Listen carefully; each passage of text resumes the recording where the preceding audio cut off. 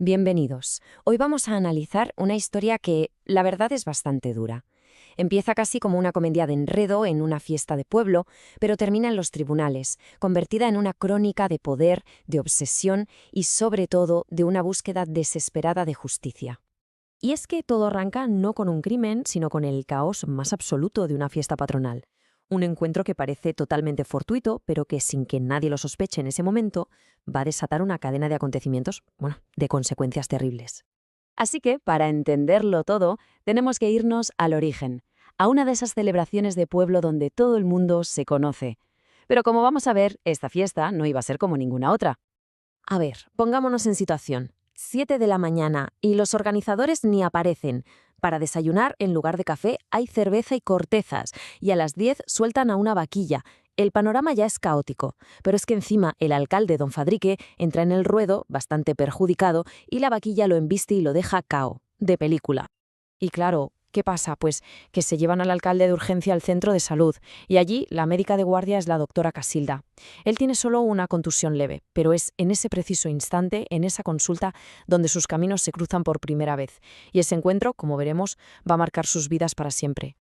Aquí es donde la historia da un giro, porque lo que podría haberse quedado en una anécdota de las fiestas, un simple susto, empieza a transformarse en algo, bueno, en algo mucho más oscuro y siniestro.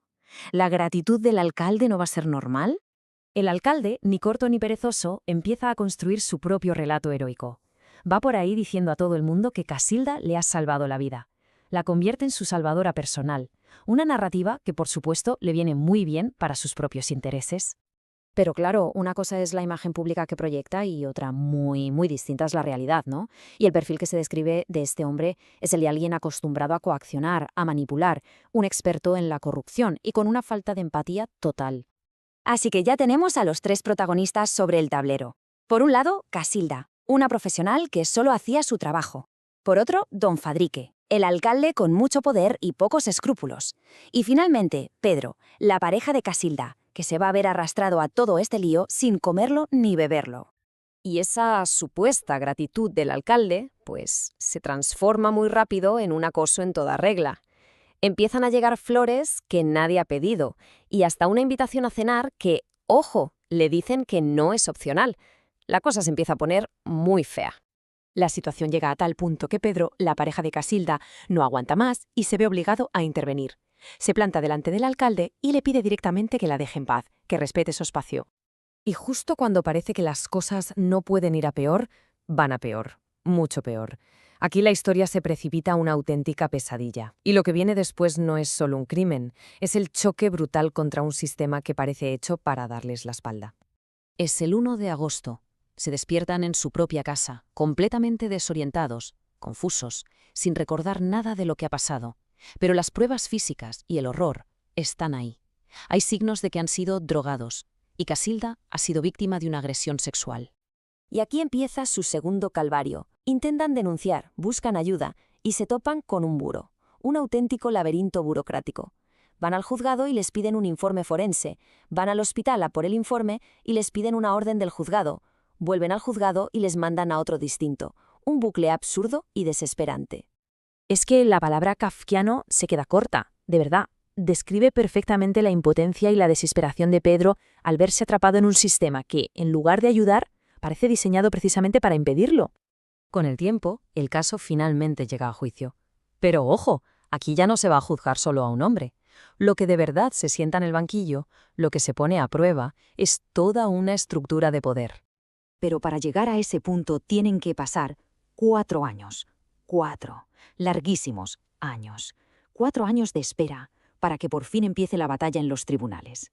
Y en el juicio, pues como era de esperar, tenemos dos versiones que chocan de frente. La de la acusación, que habla de una agresión planificada, un abuso de poder, y la de la defensa que le da la vuelta a la tortilla y llega a decir que todo es una mentira de Casilda para tapar una infidelidad. Una estrategia brutal. Y claro, el juicio se convierte en una batalla de expertos. Por un lado, los peritos del Estado, los funcionarios, cuyos informes confirman los hechos de la agresión. Y por el otro, los peritos privados que contrata la defensa con un único objetivo: sembrar lo que llaman duda razonable. Después de 2 semanas escuchando testimonios, el tribunal se retira a deliberar.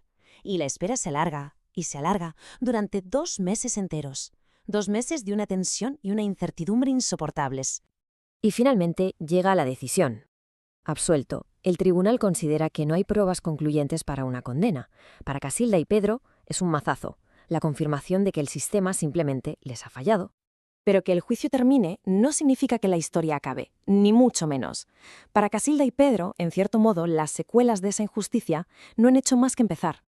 Porque, ¿qué pasa después de la absolución? Pues que don Fadrique sigue siendo alcalde, sale reforzado, envalentonado. El poder sigue donde estaba. Mientras tanto, Casilda y Pedro tienen que enfrentarse no solo a su trauma, sino también al estigma, a las miradas y las dudas de la gente. Su relación se hace más fuerte, sí, pero su confianza en la justicia queda hecha añicos. Y la historia formalmente termina aquí, con este veredicto y estas consecuencias, pero nos deja con una pregunta flotando en el aire, una pregunta incómoda, pero muy necesaria. Viendo todo esto, ¿a quién protege realmente el sistema?